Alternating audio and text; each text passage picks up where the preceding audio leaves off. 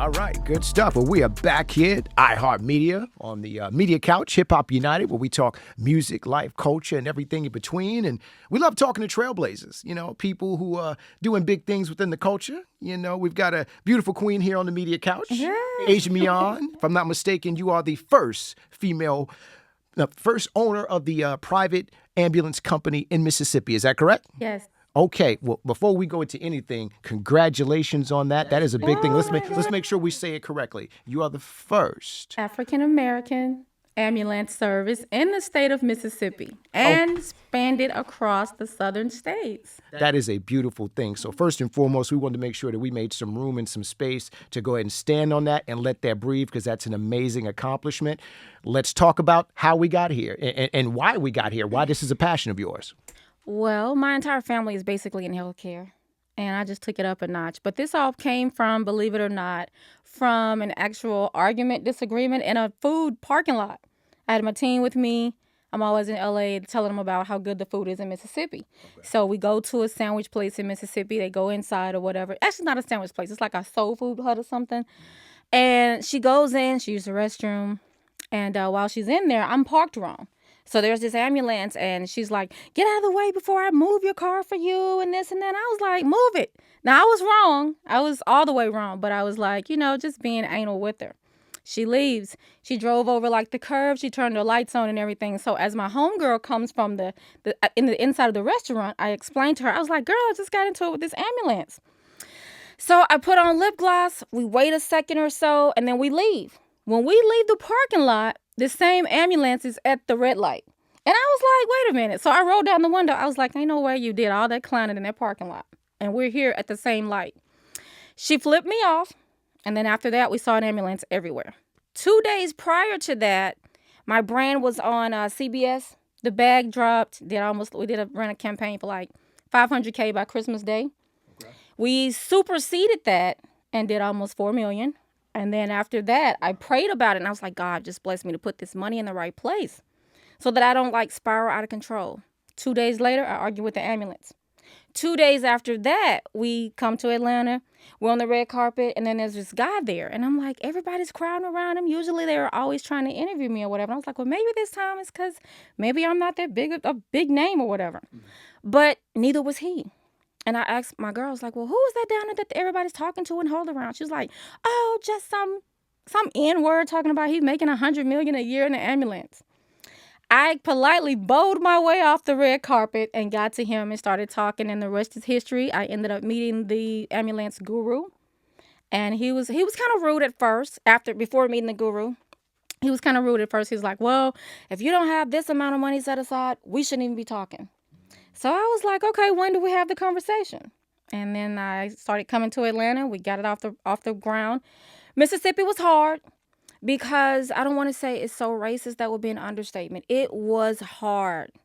But anyway, after 5 months of hard work, dedication, I decided when I was in Atlanta, you know what? I should do Atlanta, Texas, Mississippi, Tennessee, and Louisiana. Hence, Trinity Medical. And then we expanded to become a clinic. Here we are. Wow, that is an amazing story. So your services are going to be across multiple states? Yes. Okay, now name those states again. Mississippi. We are up and running in Mississippi. We got licensed December 20th, passed inspection on the 9th. January 13th, we opened, and we are running. We hit the ground running because the service is just so needed. It's much needed. So we hit the ground running January 13th. So we're doing Texas, Louisiana, Mississippi, Georgia, Texas, Louisiana, and maybe Tennessee. Okay. Now, how does that work? Again, you know more about this industry. People just dial 911 for an emergency or something like that? Well, go to you, or is there a different type of process in order to make sure they get your services? How does that work? Well, believe it or not, the money's not in 911 because little Junebug could get shot. He doesn't have insurance, so then how would you get paid? Your money's in the actual transports from the doctor's appointments and their dialysis, and you're billing their insurance and you're billing the government. Gotcha. So that's where your money is. And then 911 is just like an extra add-on. Well, I'm going to provide this service. Yeah.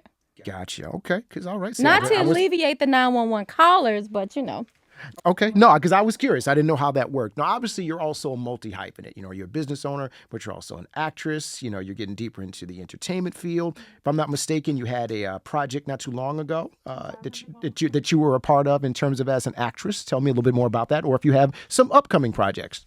So there is one upcoming project. I don't really want to speak much on it, but I'm excited about it. The one that's in the works now is with Omar Gooden, Fredro Starr, produced by Corley White, myself, and then there is a couple other people attached to it. But it's pretty cool. Okay. Yeah, I play a girlfriend that's actually getting her ass beat. All right. How do you like acting so far? I love it. I love it. I've always been a character, so I love it. No, not you.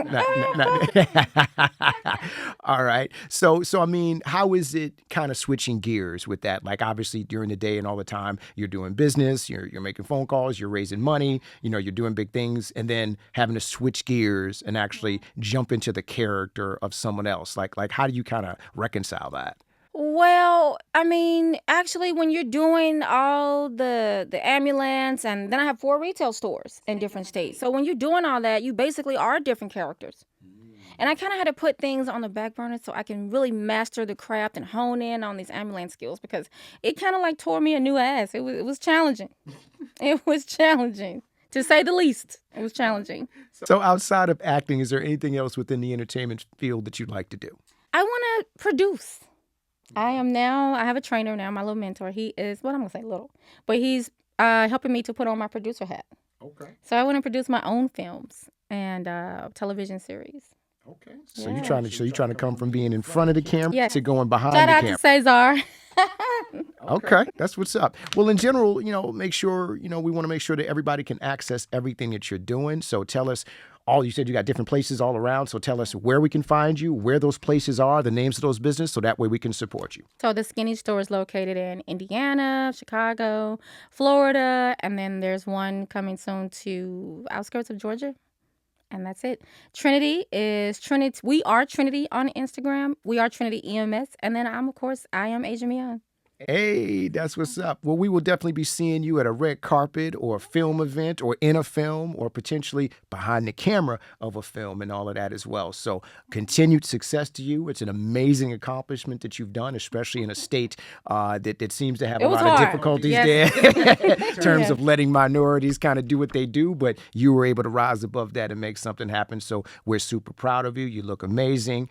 So we're looking forward to more projects and things with you. And we can't wait to see more things that you're going to be bringing to the culture. All right. Well, thank you very much. And thank you all for having me. Shout out to Hip Hop United.